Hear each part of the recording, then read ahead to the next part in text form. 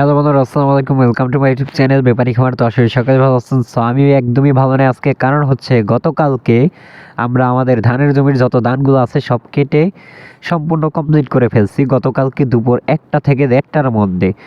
তো আমরা 3 দিন থেকে ধান কাটতেছিলাম, 3 দিনে আমরা তেমন কোনো লোক নেই নাই। গতকালকে 4 জন লোক নিয়ে একদম ধানগুলো কমপ্লিট করে ফেলছি। কমপ্লিট করার পরে আমরা ভেবেছিলাম 3টা থেকে 4টার মধ্যে ধানগুলো মলে ফেলবো, কিন্তু আমরা সেই সময় পাই নাই। কারণ হচ্ছে অল্প সময়ের মধ্যে বৃষ্টি নেমে গেছে।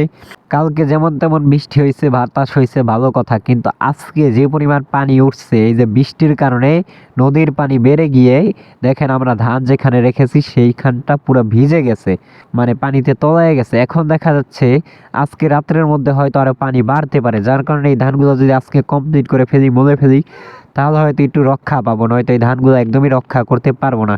তো দেখেন এত কষ্টের পরে যদি ধানের এই অবস্থা হয়, কার না খারাপ লাগবে বলেন? আল্লাহর কাছে একটাই চাও, আল্লাহ আপনি পুরো বাংলাদেশের সকল কৃষককে এই দুর্যোগের হাত থেকে রক্ষা করুন। তো সকলেই ভালো থাকেন, সুস্থ থাকবেন। দেখা হচ্ছে নেক্সট কোন ভিডিওতে। আজকের পর্যন্তই। আসসালামু আলাইকুম।